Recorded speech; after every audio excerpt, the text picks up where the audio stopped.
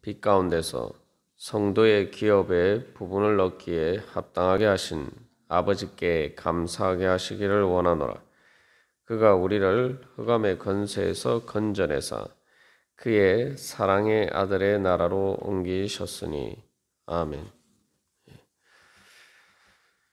우리가 하나님 아버지께 이 감사할 제목 중에 가장 큰 것은 바로 주님께서 우리를 흑암의 권세에서 건져내서 빛 가운데로 불러주신 것입니다.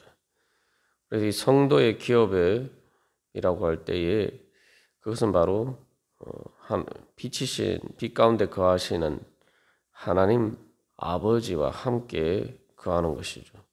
그래서 하나님 나라의 특징은 빛이고 또 죄된 죄와 사망의 권세는 이 흑암으로 그렇게 비유가 되고 있습니다.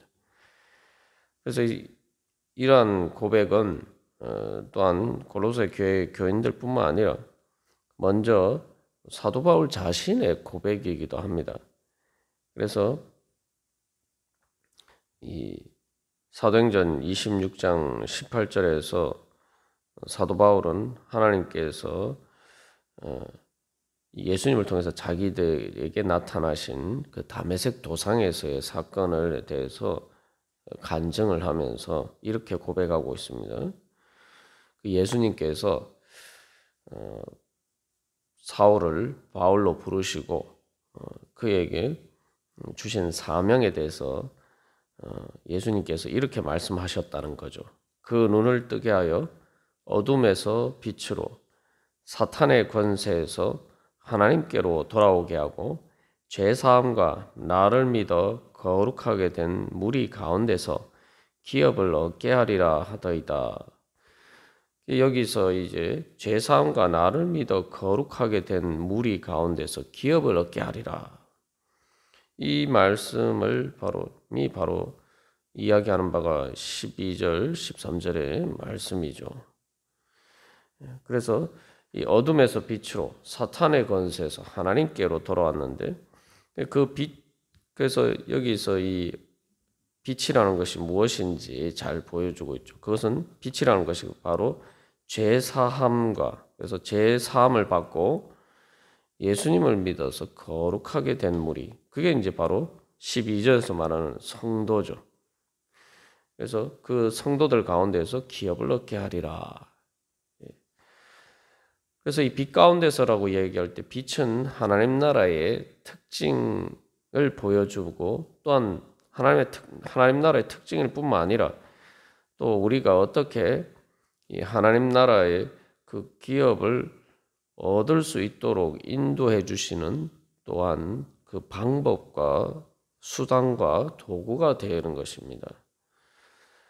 그래서 이 하나님 나라가 빛 가운데 있다라고 할 때에 우리가 어제 이제 진리에 대해서 나눴습니다만 하나님의 영광의 빛은 진리이고 또 의로움이고 또 그렇기 때문에 사랑과 생명이고 기쁨과 행복입니다. 이게 이 빛을 통해서 표현하고자 하는 하나님 나라의 특징이죠.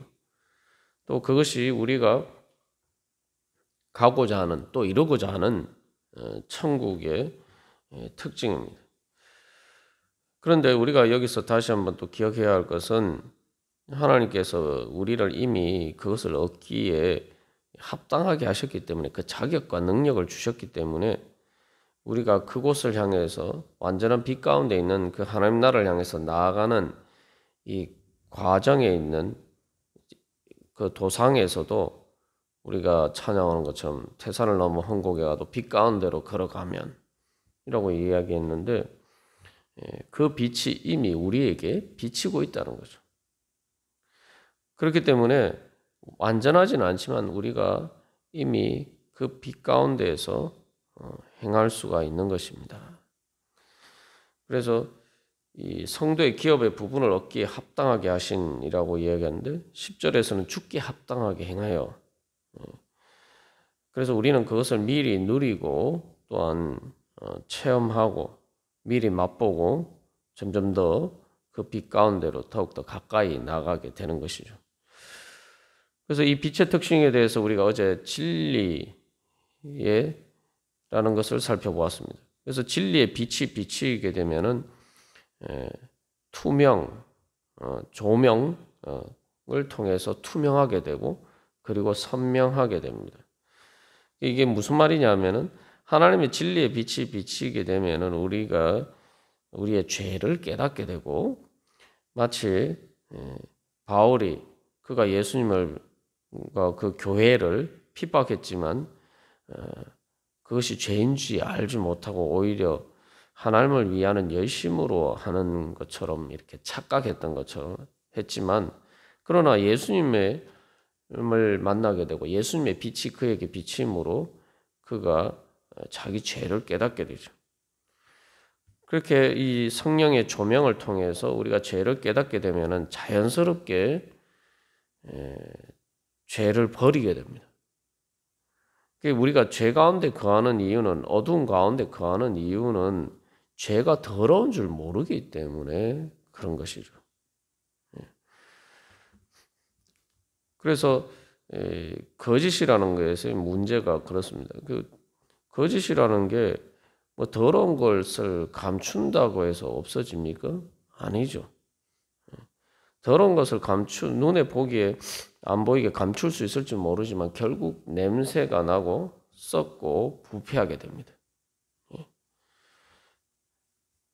그게 바로 이제 죄인데 이제 우리가 영적인 감각이 마비가 되면은 오히려 그 죄 가운데 있는 것, 죄의 더러움과 그것들이 썩어서 부패해서 냄새가 나고 또 결국 그렇게 되면은 우리가 뭐 지독한 냄새가 나는 곳에서는 숨을 제대로 쉴 수가 없잖아요.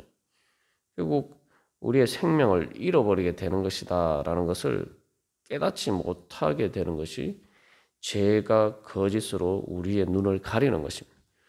그러나 성령의 조명을 통해서 그것을 보게 되면은 이사야 선지자가 고백하게 된 것처럼 화로다 나여 망하게 되었도다. 아, 이 죄 때문에 내가 망하는구나.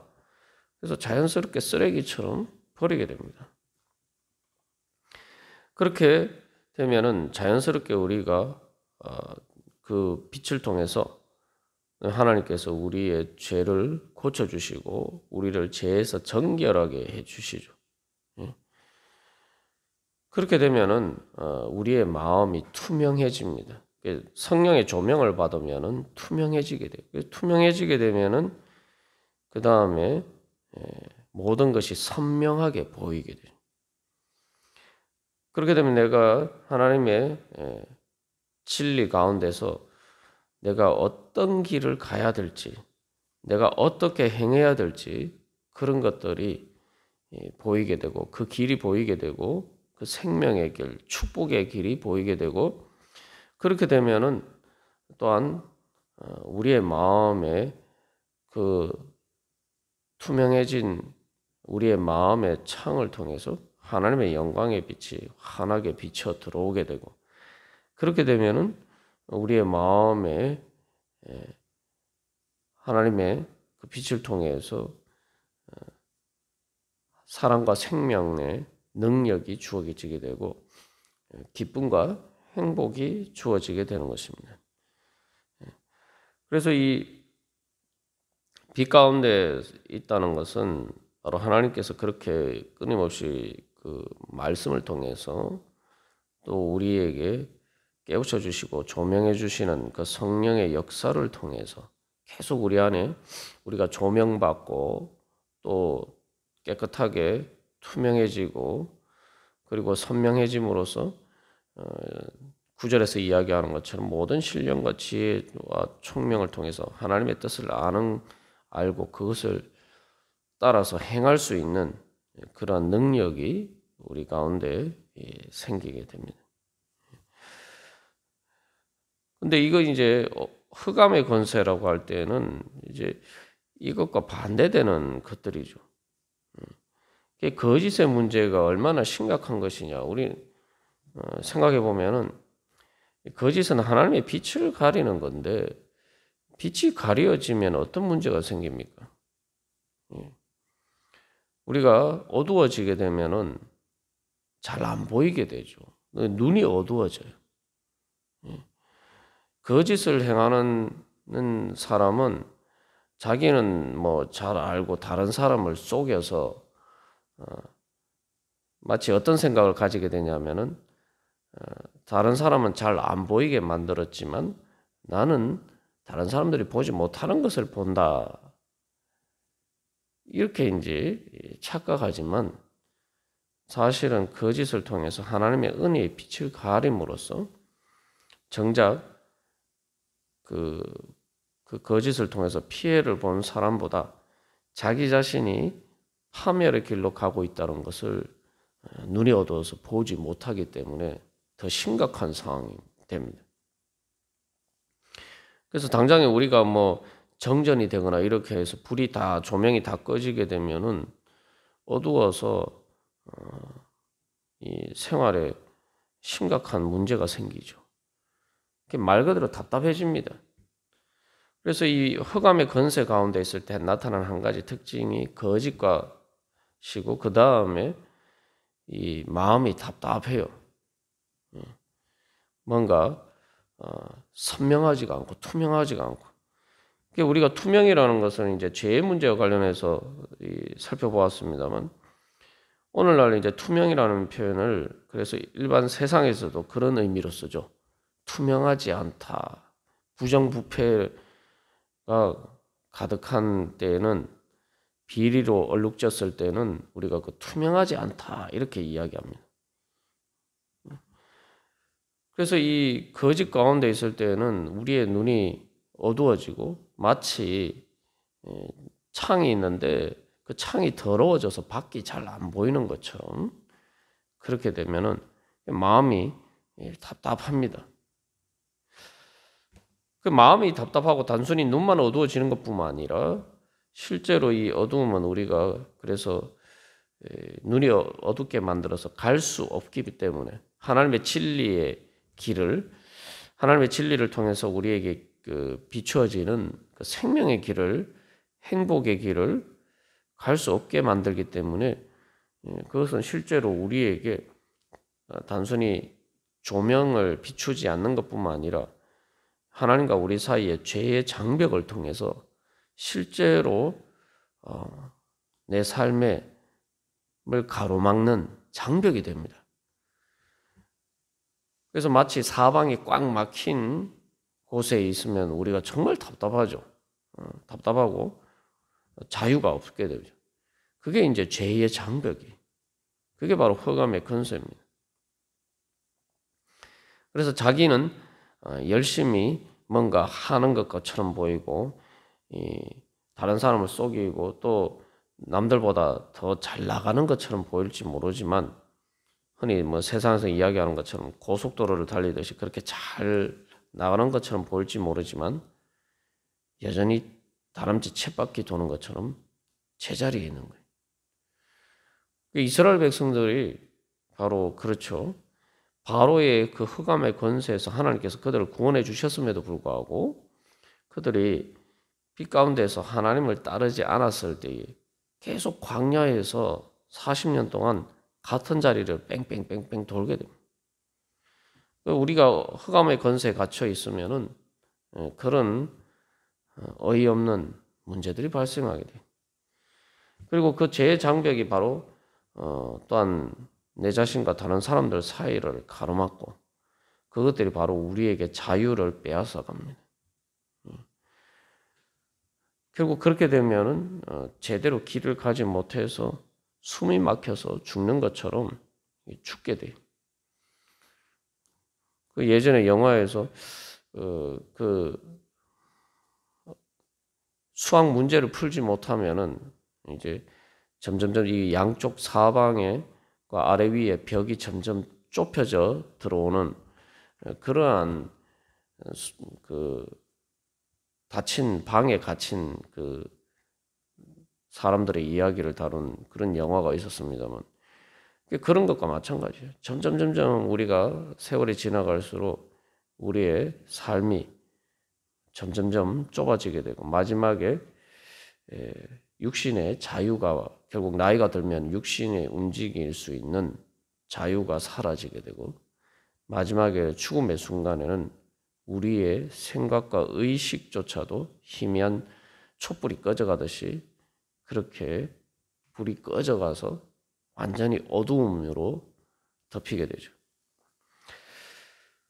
그래서 이 흑암의 권세 가운데서는 가장 또 중요한 특징 중에 하나는 사랑이 없고 생명이 없고 마치 봄날의 따뜻한 것처럼 또 요즘처럼 이 여름에 빛 가운데에서 많은 모든 식물들이 무럭무럭 자라는 것처럼 그런 생명의 성장이 없습니다.